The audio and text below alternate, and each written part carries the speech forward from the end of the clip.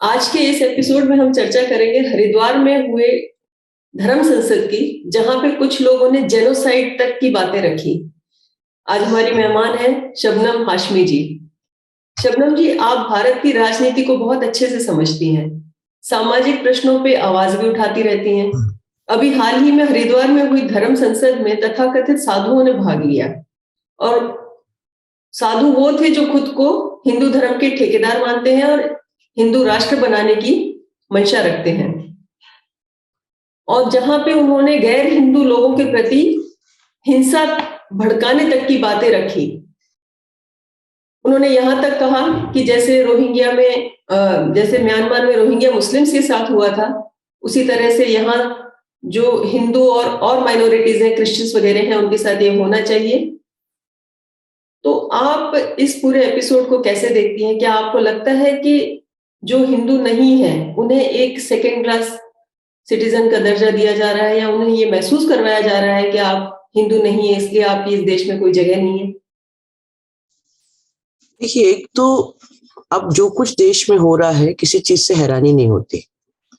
मतलब पहले ऐसी चीजों से बड़ा शौक लगा करता था, लेकिन जिस तरह से खासतौर से पिछले 7 साल में हमारा देश जिस डायरेक्शन में जा रहा है उसमें किसी भी चीज पे हैरानी नहीं होती है। ऐसा लगता है कि जो हुआ है अभी इससे और भी बुरा होने वाला है और हो सकता है, और अगर किसी तरह से इन हालात पर रोक नहीं लगी तो इससे भी बहुत बुरे हालात होंगे इस देश के। इनका इसको धर्म संसद कहें या धर्म संसद कहें, क्योंकि इन लोगों का किसी धर्म से कुछ लेना देना नहीं।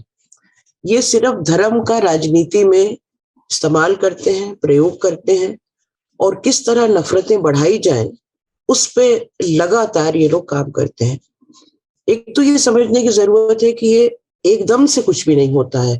बाकायदा आरएसएस संघ परिवार प्लान करता है कि किस वक्त क्या चीज की जानी है, किस वक्त कौन सा पत्ता उनको निकालना है अपने जेब में से और उसको इस्तेमाल करना है। और ये पूरा का पूरा जो एक बड़ा डिजाइन है आरएसएस का, एक लोकतांत्रिक देश को, हमारे भारत देश को एक हिंदू राष्ट्र बनाने का, उसके ये हिस्से हैं सब कुछ। चाहे वो धर्म संसद हो, चाहे वो लिंचिंग्स हो, या एक एक करके हमारे डेमोक्रेटिक स्ट्रक्चर्स को खत्म करना हो। इन्होंने 1925 में ये ख्वाब देखा था कि इसको हम हिंदू राष्ट्र बनाएंगे, और जब से मोदी गद्दी पे बैठे हैं तब से जो है वो बहुत तेजी आ गई है इन सारी चीजों में। तो चाहे वो धर्म संसद में इस तरह की कॉल्स दी जाएं कि सारे मुसलमानों को खत्म कर दो, इन्हें भी पता है कि सारे मुसलमानों को खत्म नहीं कर सकते, कोई छोटा नंबर नहीं है। इनको ये भी पता है कि अगर आप किसी भी कम्युनिटी को, चाहे मुस्लिम हो, चाहे दलित हो, आदिवासी हो, अगर आप लगातार उसके ऊपर हमला करते रहेंगे तो वो हमेशा चुप बैठ के मरती नहीं रहेगी। ये बिल्कुल एक्चुअली ये जो कर रहे हैं, ये चाह रहे हैं कि मुसलमान किसी तरह हथियार उठा ले ताकि ये कह सकें कि देखो आतंकी है। जी, इसमें मैं आपको खास करके कोट करना चाहूंगी। स्वामी प्रबोधानंद ने ये कहा, जैसे म्यांमार में हुआ, पुलिस उठी, राजनेता उठे, सेना, और हर हिंदू को भी यहाँ पे इसी तरीके से पुलिस, राजनेता और सेना को हथियार उठा लेना चाहिए, और उसी तरह से सफाई अभियान को आगे बढ़ाना चाहिए, क्योंकि और कोई रास्ता नहीं है। एक और साध्वी हैं जिन्होंने ये कहा कि जिनका असली नाम पूजा शकुन पांडे, उन्होंने ये कहा कि अगर हमारे 100 लोग भी इनके 20 लाख लोगों को मार दे तो हमारी बहुत बड़ी जीत होगी और हम हिंदू राष्ट्र बनाने में कामयाब होंगे। क्या आपने कभी अपनी जिंदगी में ये सोचा था कि भारत के हिंदू ही भारत के मुसलमान के खिलाफ इस तरह से उठ खड़े होंगे और हथियार उठाने का आह्वान देंगे?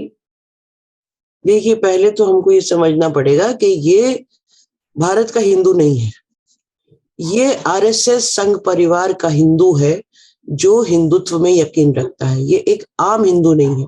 ये बात मैंने यहाँ आप मुझे, जहां तक मुझे समझ में आ रहा है, एक बहुत बड़ी लाइन ड्रॉ कर रही हैं आप। यहाँ हिंदुओं को 2 धड़ों में बांटने का काम करें कि ये भारत का हिंदू नहीं है, ये एक आरएसएस का हिंदू है। जी बिल्कुल, मैं ड्रॉ कर रही हूँ, क्योंकि हमारे यहाँ 80% से ज्यादा पॉपुलेशन हिंदुओं की है इस देश में, और उसका मेजॉरिटी जो है, एक तो ये कि जो गरीब तबका है उनको तो इस तरह की सांप्रदायिक सोच में कोई इंटरेस्ट ही नहीं होता। ये जो सत्ता को कब्जाए बैठे हैं इस वक्त और चाहते हैं कि सत्ता के ऊपर से इनको कभी हटना ना पड़े, ये बिल्कुल जो हिटलर वाली राजनीति पूरी हिंदुस्तान में अप्लाई कर रहे हैं, ये एक सोच है, ये हिंदुत्व की सोच है। हिंदुत्व एक पॉलिटिकल एजेंडा है। हिंदू होना एक धर्म का अनुयायी होना है। आप किसी धर्म में विश्वास करते हैं, आप उसको फॉलो करते हैं। गांधी भी हिंदू था, ऐसे बहुत सारे और मतलब आप चारों तरफ हम देखते हैं जो हिंदू हैं, हर हिंदू हाथ में हथियार लेके और मुसलमानों को मारने के लिए नहीं दौड़ रहा। ज्यादातर हिंदू मुसलमान आपस में जमीन पे आज भी मिलजुल के रहते हैं, एक दूसरे से अच्छे रिश्ते हैं। बिल्कुल ठीक कह रही है, ज्यादातर हिंदू शांति प्रिय हैं, मुसलमान भी शांति प्रिय हैं, आपस में मिलजुल के रहना ही हमने सीखा है। लेकिन आपने जो एक बहुत बड़ी लाइन आज ड्रॉ कर दी, इससे हमें उन हिंदुओं को जो आरएसएस के हिंदू बन चुके हैं, उन्हें क्या संदेशा देना चाहिए कि क्या वो हथियार उठाएं या अपने बच्चों को एक ऐसी शिक्षा दें जहां पे हिंदू जो हैं एकजुट होकर के मुसलमान के साथ या किसी और भी धर्म के लोगों के साथ रह सकें? देखिए, जो हार्डकोर आरएसएस या संघ परिवार का है, उसके साथ शायद आप कुछ खास नहीं कर सकते, क्योंकि उसका इंडोक्ट्रिनेशन बचपन से हुआ है। उसके दिल में नफरत के अलावा कुछ नहीं भरा। वो नफरत करता है मुसलमान से भी, दलित से भी, आदिवासी से भी, और वो नफरत बोता है और काटता है। लेकिन जो मेजॉरिटी हिंदू हैं उनके, और जो बाकी और कम्युनिटीज भी हैं, सिख हैं, जैन हैं, मुस्लिम हैं, क्रिश्चियंस हैं, और उनको ये समझना और उनको ये बताना बहुत जरूरी है कि अगर इस देश में जो हो रहा है, जिस तरह से नफरतें फैलाई जा रही हैं, अगर उसके खिलाफ आपने आवाज नहीं उठाई, और ना सिर्फ ये कि ओपनली सड़क पे नहीं उठाई बल्कि अपने घरों में भी नहीं उठाई, तो इसका नतीजा ये होगा कि आपकी जो आने वाली जनरेशन है वो किलर्स बनेगी, वो मर्डरर्स बनेंगे। आप ये चाहते हैं कि आपका बच्चा बड़ा होके कोई इंजीनियर बने, डॉक्टर बने, आर्टिस्ट बने, आईएएस ऑफिसर बने, लेकिन ये जो पूरा माहौल है ये इंश्योर कर रहा है कि आने वाली जो नस्ल है उसके बच्चे जो है उनके हाथों में तलवारें हों। और ये साध्वी अन्नपूर्णा ने कहा, कुछ साधु संतों ने यहाँ तक चिंता जाहिर की है कि उनकी जनसंख्या बढ़ जाएगी और हमारी जनसंख्या कम हो जाएगी। हम हिंदू 2 बच्चे पैदा करते हैं और उनके 10-10, 12-12 बच्चे होते हैं। इस तरह की बातें भी होती रही हैं आरएसएस के मुखिया लोगों की तरफ से। तो क्या आप ये समझती हैं कि जो डर है ये लोग हिंदू पाल के रखते हैं कि भाई कल को मुस्लिम की संख्या बढ़ जाएगी और उनका हमारे ऊपर राज हो जाएगा, ये ना हो इसलिए हिंदुओं की जनसंख्या बढ़नी चाहिए, तो क्या इस तरह की बात होने की संभावना आपको नजर आ रही है? देखिए, एक तो ये कि ये जो गोबल्स का तरीका था ना जर्मनी में, हिटलर की जर्मनी में, उसने साफ कहा था कि आप एक झूठ को 100 बार बोलिए तो वो सच हो जाता है। और इसी तरह से लगातार ये मुसलमानों के खिलाफ, ईसाइयों के खिलाफ ये झूठ फैलाते रहते हैं। उसमें एक बड़ा जो झूठ है वो है जनसंख्या वाला। जनसंख्या, एक तो अभी एक एसवाई कुरैशी साहब की जो फॉर्मर इलेक्शन कमिश्नर थे, उनकी एक किताब आई है, इस पे बहुत डिटेल में उन्होंने सारा डाटा एनालाइज किया है और उसमें ये दिखाया है कि पॉलीगैमी जो है वो हिंदुओं में मुसलमानों से ज्यादा है, जो मतलब एक से ज्यादा शादी करना। जो ये जो है फैमिली प्लानिंग का जो इस्तेमाल है वो पिछले दशकों में मुसलमानों में बाकी सारी कम्युनिटीज के कंपैरिजन में ज्यादा बढ़ा है। मतलब मुसलमान ज्यादा फैमिली प्लानिंग कर रहे हैं। तो ये जरूर है कि पिछले मतलब 1947 से और आप आज तक लें तो कुछ परसेंटेज, 2-4 परसेंटेज मुस्लिम का बढ़ा है, लेकिन परसेंटेज किसका बढ़ता है, बच्चा किसका ज्यादा होता है? जो गरीब है, जो अनपढ़ है। आप एजुकेशन नहीं ले गए मुसलमानों तक, आप डेवलपमेंट नहीं ले गए मुसलमानों तक। जहां जहां आप ये देख लीजिए कि किसी भी दलित गरीब है, जो एक्सट्रीम दलित है और गरीब है, उसके घर में बहुत बच्चे हैं। चाहे वो अपर कास्ट हिंदू है, गरीब है, अनपढ़ है, उसके घर में ज्यादा बच्चे हैं। तो ये सारी चीजें, ज्यादा पॉपुलेशन अनपढ़ता से और गरीबी से जुड़ी हुई है।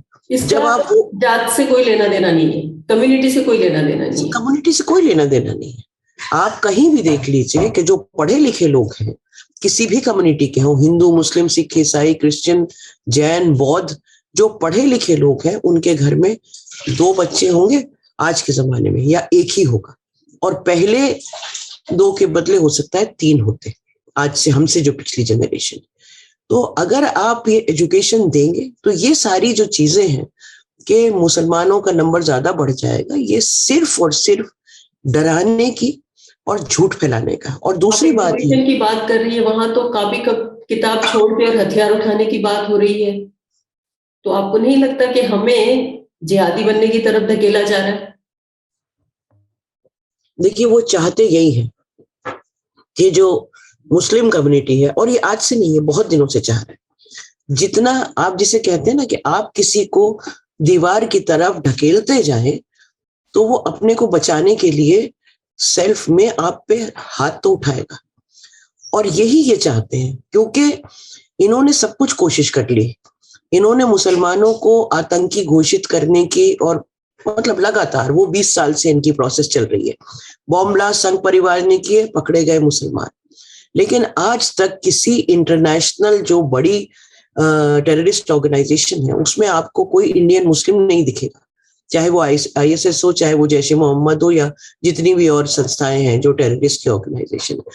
क्योंकि हिंदुस्तान का मुसलमान एक शांति प्रिय मुसलमान है। इसने हमेशा गांधी, नेहरू के रास्ते पूरा मतलब उसको ही अपना रास्ता माना है। ये मुसलमान इस देश में इसलिए रुका था क्योंकि वो डेमोक्रेसी, सेकुलरिज्म में यकीन रखता था। मैं आपको अपनी बात बताती हूँ कि मेरे फादर थे, उनके दोनों भाई फ्रीडम फाइटर थे। मेरे फादर ने 4 साल जेल काटी है अंग्रेज की, और पार्टीशन के टाइम उनका बहुत बड़ा बिजनेस था मेरे दादा का, वो सब कुछ लूट गया था, सब कुछ। और हालात ऐसे हो गए थे कि फैमिली ने डिसाइड किया कि वो अब यहाँ से छोड़ के जा रहे हैं।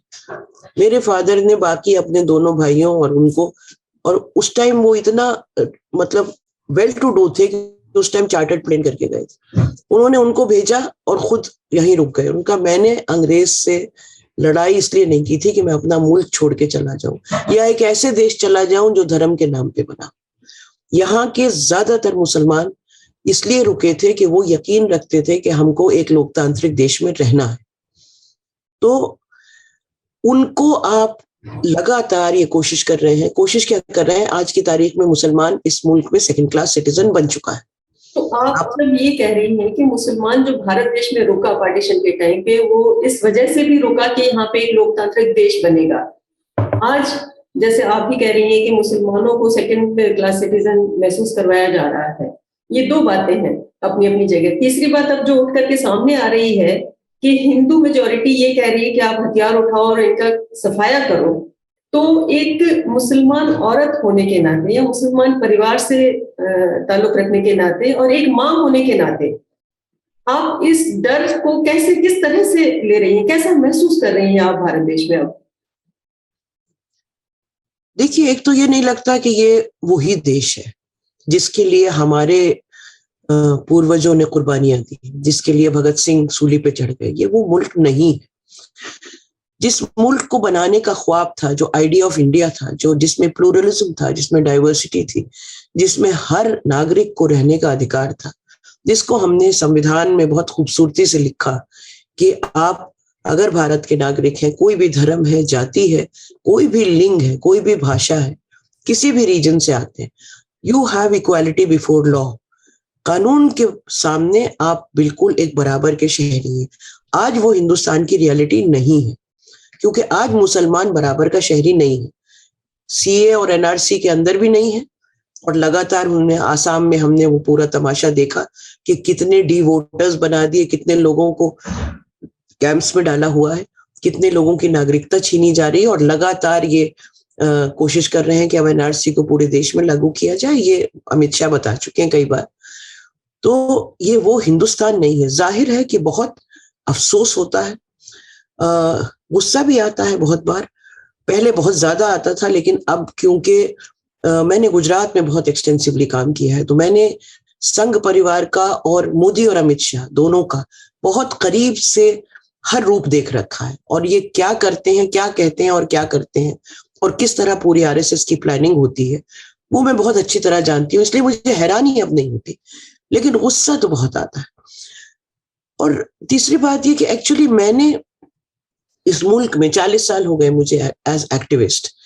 आई have not worked here as a Muslim woman, क्योंकि मैं खुद personally I am a hardcore atheist.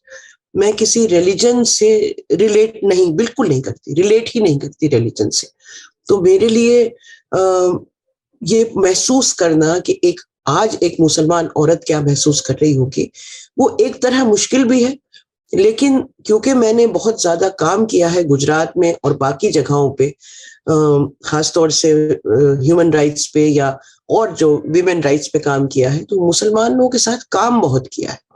इसलिए वो पूरी कम्युनिटी में इस वक्त जितना दहशत है, जितना डर है और एक जो मायूसी भी है, उसको मैं एक लेवल पे मैं महसूस कर सकती हूँ।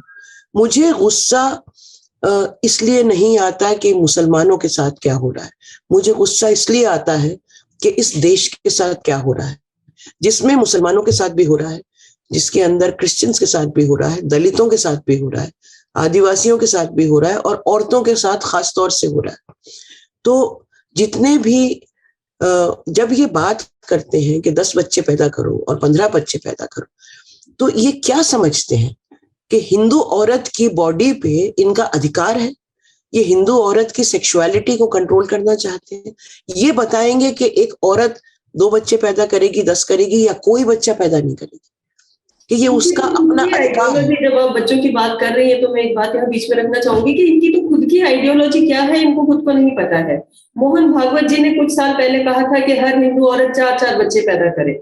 ऑब्वियसली सवाल ये उठता है कि हिंदू औरत की बॉडी पे इनका कोई अधिकार नहीं है, ना इस तरह के कोई निर्देश किसी एक संस्था के मुखिया को देना चाहिए, शर्मनाक बात है। और दूसरा, अभी इन्होंने एक अभियान चलाया कि 2 ही बच्चे होंगे, 2 बच्चों का कानून लाया जाए, तो ये खुद कंफ्यूज है कि यहाँ खड़े रहें या वहां खड़े रहें। गिवन द सिनेरियो, इस चीज मेरा मानना है, मैं आपसे एक सीधा सवाल करना चाहूंगी और वो ये कि क्या अगर ये लोग हथियार उठा भी लेते हैं, फॉर एग्जाम्पल आगे आने वाले समय में जिस तरह से उन्होंने आह्वान किया है, कुछ कह नहीं सकते कुछ लोग जो गली मोहल्ले के गुंडे अपने आप को समझते हैं या अपने आप को जो हिंदू सेना के या इस तरह की जो सेनाएं काम कर रही हैं इस संगठन के पीछे, उसके मेंबर्स मानते हैं और हथियार उठा भी लें, तो क्या मुसलमान बच्चा हथियार उठा के उसका मुकाबला करेगा या गांधीवादी नीति अपना के और खुद चुप बैठेगा और जिस तरह से किसानों ने इस सारी चीज का संघर्ष करके आज हमें एक उदाहरण दिया है, उस तरह से बिहेव करेगा? देखिए, किसानों के संघर्ष जैसा संघर्ष तो बहुत मुश्किल है, क्योंकि किसानों की जो यूनियन संघर्ष कर रही हैं वो बहुत सियासत समझती हैं। वो जो लार्जर पॉलिटिक्स है न्यू लिबरलिज्म की, कैपिटलिज्म की, वो समझती हैं और उन्होंने बहुत सोच समझ के वो पूरा संघर्ष किया। मुसलमान उस तरह सारी पॉलिटिक्स समझे, ये मैं इसमें यकीन नहीं रखती कि ज्यादातर मुसलमान समझता है कि देश में क्या हो रहा है, खास तौर से जो पिछड़ा हुआ और गरीब मुसलमान है, और ज्यादातर मुसलमान इस देश का बहुत गरीब है और बहुत बुरे हालात में। अगर ये जो आह्वान कर रहे हैं और इस तरह का अटैक होता है इन हिंदुत्व फोर्सेस की तरफ से, तो मेरा मानना है कि एक बहुत बड़ा मुसलमानों का सेक्शन जो है वो मारा जाएगा। किलिंग्स होंगी बहुत, जिस तरह हमने गुजरात में देखा जेनोसाइड जिस तरह से हुआ, उस तरह देश में होगा। क्योंकि आज के देश में जो कम्युनलिज्म है, सांप्रदायिकता जो है, वो बिल्कुल इंस्टीट्यूशनलाइज हो चुकी है। आपकी जो पुलिस है वो, अगर हम पीछे एक पैटर्न देखें कि पहले दंगा हिंदू मुसलमानों में होता था, लेकिन पिछले धूले का दंगा मुझे याद है, धूले है, मुजफ्फरनगर है, अब दंगे होते हैं मुसलमानों और आर्मी के बीच और पुलिस के बीच में। पुलिस जो है वो डायरेक्टली अटैक करती है और किया है, ऐसा नहीं है। और हिंदू का जो सेक्शन है, जो दंगाई है, उस सेक्शन को जब वो दंगा शुरू करता है उसको प्रोटेक्शन देती है पुलिस। तो मुसलमानों के लिए अगर हम ये भी सोच लें कि मुसलमान लड़ने को तैयार है, तो मुसलमानों के लिए ये पॉसिबल ही नहीं है कि वो इस तरह के हथियारबंद लोगों का सामना कर सकें। तो एक तो मैसेकर होंगे बहुत ज्यादा। एक सेक्शन मुसलमानों में जरूर अपने आप को तैयार करेगा, और वो अगर इस तरह के हालात चलते रहे, और वो फिर क्या उसकी शक्ल लेगा वो कहना बहुत मुश्किल है। अगर आपने फारूक अब्दुल्ला का, ये भी तो नहीं भूलना चाहिए कि हम एक लोकतांत्रिक देश में रह रहे हैं जहां पे कानून और व्यवस्था भी है, सुप्रीम कोर्ट भी है। क्या आपको नहीं लगता कि ऐसे मामले में जो कि धर्म संसद में इस तरह के खुलेआम हथियार उठाने की बात की गई है, खुलेआम कत्लेआम करने की बात की गई है एक पर्टिकुलर कम्युनिटी के लिए, और वो भी न सिर्फ मर्दों के द्वारा बट उसमें साध्वी औरतें भी शामिल थी, तो आपको ये नहीं लगता कि सुप्रीम कोर्ट को सो मोटो कॉग्निजेंस लेकर के और इस पे कोई कार्रवाई करनी चाहिए? बिल्कुल लेना चाहिए था सुप्रीम कोर्ट को सो मोटो एक्शन, और फौरन लेना चाहिए था और इंश्योर करना चाहिए था कि इन सब की गिरफ्तारी हो, और आगे इस तरह की जो कार्यक्रम है उनको कोई भी परमिशन ना दी जाए जहां से इस तरह की नफरत भड़काई जाए। लेकिन आप देख रही हैं कि ये वही सुप्रीम कोर्ट है जिसने आज तक 370 का जो एक कॉन्स्टिट्यूशनल ब्लेटेंटली कॉन्स्टिट्यूशन का वायलेशन हुआ उसका एब्रोगेट करके उसकी आज तक हियरिंग नहीं की है। जितने इस तरह के इंपॉर्टेंट मैटर्स हैं वो सालों सालों सालों सुप्रीम कोर्ट में पड़े रहते हैं। अभी तो जो चीफ जस्टिस आए हैं वो कुछ स्ट्रांग पोजीशंस ले रहे हैं, लेकिन हमने पुराने चीफ जस्टिस की किताब भी पढ़ी है जिन्होंने कहा कि अयोध्या के फैसले के बाद जो एक बिल्कुल गलत फैसला था, और मैं स्ट्रांगली उसको आज भी कंडेम करती हूँ, कि उस फैसले के बाद उन्होंने मिठाई खाई जाके। तो अगर आपके जुडिशरी में इस तरह का कॉम्प्रोमाइज हो चुका है तो हम उससे क्या एक्सपेक्ट करें। सुप्रीम कोर्ट बचा था, हाई कोर्ट्स बचे थे, लोअर कोर्ट में तो बहुत पहले से काफी प्रॉब्लम्स रहे, लेकिन अगर सुप्रीम कोर्ट और हाई कोर्ट में भी ये हालात हो जाएंगे तो किस चीज पे उम्मीद रखे इस मुल्क का मुसलमान या क्रिश्चियन या और कम्युनिटीज जिन पे हमले हो रहे हैं, दलित खास तौर से। अभी हाल ही में नसीरुद्दीन शाह ने करण ठाकुर को एक इंटरव्यू में ये कहा कि मोदी जी जो खुद करते हैं उस बात का ब्लेम वो ओपोनेंट्स पे पहले लगा देते हैं। क्या आप इस बात को मानती हैं? ये संघ परिवार का पुराना तरीका है, चाहे वो कुछ कहें या कोई उनकी पॉलिसी हो या वो दंगे करें इस तरह के, वो पहले अटैक करते हैं, उसके बाद जो विक्टिम है उसके खिलाफ जाके केस कराते हैं। ये आज से नहीं है, आप पिछले 20-30 साल से देख लीजिए, ये कोई भी जगह, गुजरात में हर जगह देख लीजिए, मध्य प्रदेश में धार में जो इस तरह के क्रिश्चियंस पे अटैक होते थे, अलीराजपुर में अटैक हुए, जहां जहां हुए, डांग में हुए, मुसलमान हो या क्रिश्चियन हो उन पे हमला करते हैं और उसके बाद उनके ऊपर जाके ही खुद एफआईआर लॉन्च कराते हैं। ये मैं आपकी दंगे जैसी बात कर रही हूँ। और मोदी जो है वो मोदी पॉलिसी लेवल पे बात कर रहे हैं, लेकिन ये इनका पुराना तरीका है। जी, दंगे फसाद ना हो, कानून व्यवस्था बनी रहे, ये तो डायरेक्ट होम मिनिस्ट्री की ही जिम्मेवारी होती है, उनके दायित्व के अंतर्गत आता है। तो क्या आपको नहीं लगता है कि मोदी को या अमित शाह को इस चीज को कंडेम करना चाहिए, इसके खिलाफ अपनी आवाज उठानी चाहिए, और कुछ नहीं तो कम से कम आकर के बयान ही दे देना चाहिए कि ये सब गलत हो रहा है और आगे नहीं होगा? देखिए, मोदी अमित शाह इसमें शामिल है, ये ऐसा नहीं है कि उनकी मर्जी के बगैर हो रहा है। संघ परिवार कुछ भी इस देश में कुछ भी खुद नहीं होता है, ये बाकायदा प्लान करके होता है। अगर आप पिछले 7 साल का रिकॉर्ड देख लीजिए तो जब एंटी नेशनल बुद्धिजीवी को कहा जाता है तो वो दिल्ली से लेके या कहिए कि कश्मीर से लेके और कन्याकुमारी तक हर जगह एक ही चीज हो रही होती है कि सारे बुद्धिजीवियों को एंटी नेशनल बताया जा रहा होता है। उसके बाद जब ये कहा जाता है कि तुम पाकिस्तान चले जाओ तो पूरे देश में वो हो रहा होता है। जब लिंचिंग्स होती हैं तो पूरे देश में होती है। ऐसा नहीं है कि हरियाणा में आज हुई और यूपी में 2 साल बाद, एक ही दौरान लिंचिंग्स होती है। जब रेप्स होते हैं तो वो भी एक ही दौरान होते हैं, एक के बाद एक के बाद एक के बाद आपको सुनाई देता है कि आज यहाँ रेप हुआ, कल वहां हुआ, परसों वहां। जो कुछ ये जो धर्म संसद हो रही है, ये ऐसा नहीं है कि ये मोदी और अमित शाह को नहीं मालूम है। मोदी पहले जाके कहते हैं औरंगजेब को इन्वोक करते हैं, शिवाजी को इन्वोक करते हैं, ऐसी सारी बातें कहते हैं। मतलब आज तक इस देश में ये नहीं हुआ था कि प्रधानमंत्री सीधा सीधा मुसलमानों को धमकी दे, अब वो भी हो चुका। तो मोदी ने तो शुरू किया, ये तो उसके बाद हुआ। मोदी ने तो वहां से किक स्टार्ट किया ये कैंपेन। आप बहुत बड़ी बात कह रही हैं, आप मोदी के बिल्कुल सही कह रही हैं, जोड़ रही हैं, इसका मतलब उनकी कॉन्स्पिरेसी है, ये इसका मतलब निकलता है। 100%। देखिए उनका एक ही मकसद है कि इस लोकतांत्रिक, इस विविध देश को हिंदू राष्ट्र बनाना है। क्या इसलिए आपको लगता है कि इनके खिलाफ छोटी मोटी धाराएं लगा करके, धर्म के नाम पे भड़काने की धाराएं लगा करके छोड़ दिया गया और यूएपीए नहीं लगाया गया? जी, वो तो लगाया भी नहीं जाएगा। अगर सुप्रीम कोर्ट इंटरवीन नहीं करेगा तो ऐसा कुछ भी नहीं होगा। वो तो आप बात की बात है। आप देखिए कि कल वो सबके सब कितनी बेशर्मी से वो पुलिस स्टेशन गए खुद।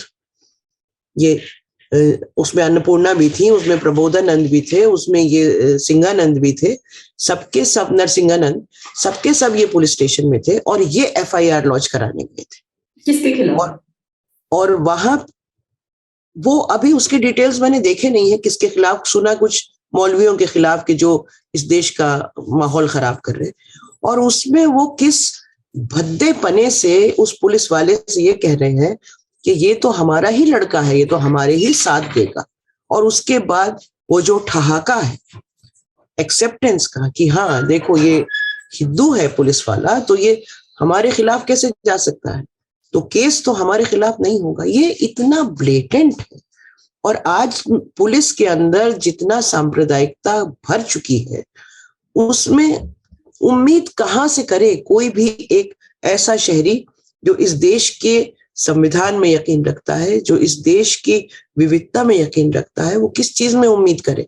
मैं मामला सिर्फ मुसलमानों का ही नहीं है, we have gone much beyond that.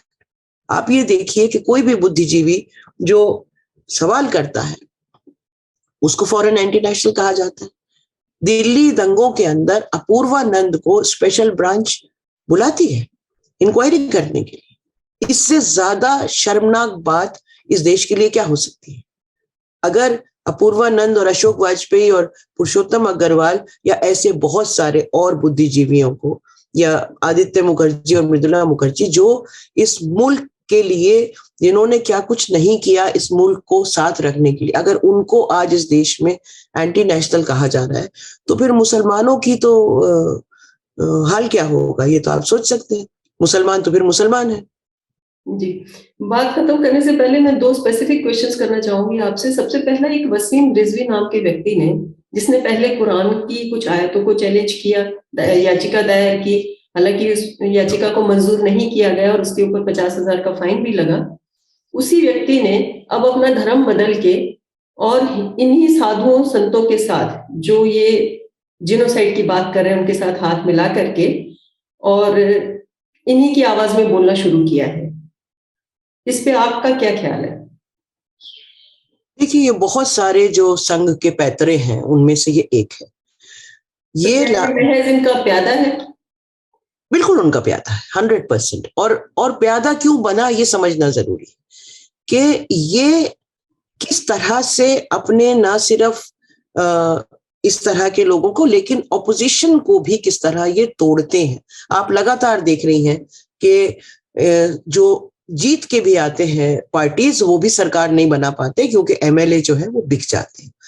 ये हर एक इंसान की फाइल अपने पास रखते हैं और उससे ये ब्लैकमेल करते हैं। या तो तुम मान जाओ और नहीं तो तुम्हारे खिलाफ केस कर देंगे, तुम्हें जेल में डाल देंगे, तुम्हारे खिलाफ ईडी बिठा देंगे, सीबीआई भेज देंगे, वगैरह वगैरह। तो इन्होंने नीति हुई जी, इंटिमिडेटिंग पॉलिसी हुई है। हाँ, तो वही है, इंटिमिडेट करो और काम करवाओ। बिल्कुल, और क्रिमिनल तरीके से, ऐसा नहीं, बाकायदा धमकी देते हैं, बाकायदा धमकी देते हैं। तो ये वसीम रिजवी साहब का जो जिस केस में आजम खां गए हैं उसमें ये भी इन्वॉल्व थे। इन्होंने अपने को बचाने के लिए संघ परिवार से हाथ मिला लिया कि भाई ये जेल ना जाए, इन पे केस ना हो। तो जब हाथ मिला लिया तो वो जो कहेंगे ये करेंगे। तो उसके बाद ये सारे नाटक करते हैं। समाज को इसको किस तरीके से देख रहा है, उनका क्या रिएक्शन है? नहीं, मुस्लिम के तो उस दौरान बहुत मतलब रिएक्शंस आए थे, और जाहिर है कि वो सब कंडेम करते हैं। Waseem Rizvi is not liked by any Muslim, and अगर हम कहें तो कोई मतलब जो मुस्लिम नहीं भी है, मतलब मेरे जैसे लोग जो मुस्लिम डिसेंट के हैं, मैं कहूँ मेरी दादी मुसलमान थी, मेरे फादर भी एथीस्ट थे, तो मुस्लिम डिसेंट के भी जो लोग हैं वो भी इसको बिल्कुल एक्सेप्ट नहीं करते। तथा कथित हिंदू धर्म संसद में हरिद्वार में जो हुई, उसमें ये बातें भी रखी गई कि कोई अगर वसीम रिजवी की तरफ, जिसने अपना नाम जितेंद्र सिंह त्यागी करके रखा है, उसकी तरफ आंख उठा के भी देखेगा तो उसके साथ भी बुरा सलूक किया जाएगा, उसकी आंखें निकाल दी जाएंगी वगैरह वगैरह, कई चीजें कही गई। तो क्या आपको लगता है कि कुछ मुसलमान उनकी तरफ आंख उठा के देखेंगे, ऐसा इनको अंदेशा है और ये मानते हैं कि उसको खत्म कर दिया जाएगा? देखिए, ये आपने पहले कहा था कि ये इनको पता नहीं है क्या कर रहे हैं, ऐसा बिल्कुल नहीं है, ये हर चीज जानते हैं। ये संघ परिवार हमेशा बहुत सारी अलग अलग मैसेजिंग करता है, एक ही टाइम अलग अलग बोलियों में बोलता है, ताकि कभी अगर कॉन्ट्राडिक्शन हो तो ये उसमें से पतली गली से निकल सके। तो एक कहेगा 2 बच्चे करो, दूसरा कहेगा 6 बच्चे, दूसरा कहेगा 10। ये इनका पुराना तरीका है, और ये आप इनके स्टेटमेंट, षड्यंत्र है, ये भी बिल्कुल बिल्कुल षड्यंत्र है, बिल्कुल ये उसका हिस्सा है, ये बिल्कुल उसी का हिस्सा है। तो ये अब इस टाइम ये खूब अच्छी तरह जानते हैं कि कोई मुसलमान वसीम रिजवी को हजम करने को तैयार नहीं है। There is anger among Muslims. तो ये लगातार ऐसी चीजें कहते रहेंगे जिससे ये मुसलमान को भड़का सके।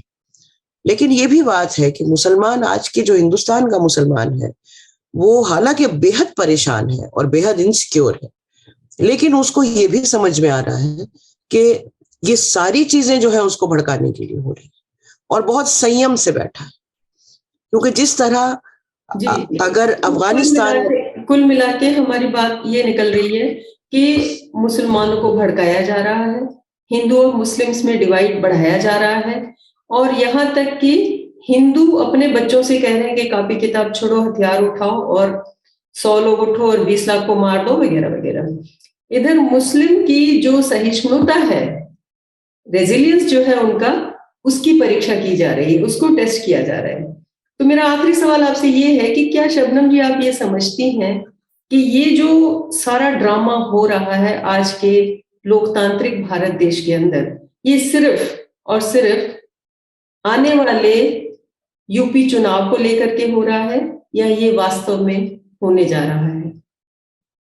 यूपी चुनाव को लेके तो हो ही रहा है, उसमें तो कोई दो राय नहीं है। सॉरी, क्योंकि यूपी में पैरों के नीचे से जमीन निकल गई है, ये इनको बहुत अच्छी तरह से दिखाई दे रहा है। तो यूपी चुनाव तो इनको सॉरी, इनको दिख रहा है कि ये यूपी चुनाव शायद हार सकते हैं, इसलिए ये बिल्कुल जो एकदम से एक के बाद चीजें, और ये यूपी के अंदर ही हो रही हैं, उसके आसपास ही हो रही है। लेकिन यूपी चुनाव भी इसलिए जीतना है क्योंकि 2024 जीतना है, और 2024 जीतना इसलिए जरूरी है कि पहली बार इतना करीब हिंदू राष्ट्र बनाने के आरएसएस आई है। संघ परिवार बहुत ऑलमोस्ट 100 साल हो गए, 3 साल में उनके 100 साल हो जाएंगे, 2025 में स्थापना हुए हुए। तो 100 साल में पहली बार इतना करीब आए हैं जब इनको दिख रहा है कि हम इस देश को हिंदू राष्ट्र बना सकते हैं, हम इसका संविधान उठा के खत्म कर सकते हैं। तो वो अपनी जी जान की बाजी लगाएंगे कि किसी भी तरह से यहाँ डेमोक्रेसी बचने ना पाए। सवाल ये है कि क्या जो ऑपोजिशन है, जो सेकुलर पार्टीज हैं, और जो इस देश के लोग हैं, क्या वो अपनी जी जान की बाजी लगाने को तैयार हैं लोकतंत्र बचाने को, या वो भी सॉफ्ट हिंदुत्व पॉलिटिक्स करके इन्हीं के अंदर घुल मिल जाएंगे और इस देश को तबाही की तरफ जाने देंगे? ये सवाल है बड़ा। आखिर में आप मुस्लिम बच्चों को क्या संदेश देना चाहेंगी, या मुस्लिम समाज को पर से क्या संदेश देना चाहेंगी? देखिए, मैं मुस्लिम समाज को यही संदेश देना चाहूंगी कि इस वक्त जो मुल्क के हालात हैं वो बहुत संगीन है, बहुत बुरे हालात हैं, और इन हालातों में अपना संयम खोना बहुत आसान हो जाता है। लेकिन हमारे सामने इस मुल्क को बचाने का, इस लोकतंत्र को बचाने का, अपने संविधान को बचाने का एक ही तरीका है, और वो तरीका है कि हम संगठित हों, गांधी के रास्ते चलें, अहिंसा के रास्ते चलें, और धर्म के नाम पे संगठित ना हो, बल्कि उन सारी शक्तियों के साथ संगठित हों जो इस लोकतंत्र और देश को बचाने में लगी हैं। अलग से धर्म के नाम पे पार्टी बनाने से या संस्थाएं बनाने से और लड़ने से ये जंग आप नहीं जीत पाएंगे। ये दूसरी आजादी की जंग है जिसमें हमको इस देश और संविधान को बचाना है, और एक बड़ा रोल है उसमें। मुसलमानों का एक बड़ा रोल इस देश को आजादी दिलाने को था, और आज भी मुसलमानों का बड़ा रोल है। उसमें शामिल हो, एक्टिवली पार्टिसिपेट करें इस मुल्क का संविधान बचाने के लिए, और जो सेकुलर सिविल सोसाइटी है, जो सेकुलर पॉलिटिकल पार्टीज हैं, उनके साथ मिलके इस लड़ाई में उतरे। ये बहुत जरूरी है। बहुत बहुत शुक्रिया शबनम जी आपका। तो जैसा कि शबनम जी ने कहा कि इस देश में आज संविधान खतरे में है, न सिर्फ मुसलमान खतरे में है बल्कि पूरा हिंदुस्तान खतरे में है, क्योंकि एक तरफ से अगर हिंदू बच्चे हथियार उठाएंगे, चाहे किसी पे भी वो उठाएं, तो बच्चे तो हिंदुओं के भी मरेंगे। तो न हिंदू मरे न मुसलमान मरे, हमारा देश जैसा था वैसा ही रहे, संविधान भी बचा रहे, ये हम सब भारतीयों का आज कर्तव्य है। बहुत बहुत शुक्रिया।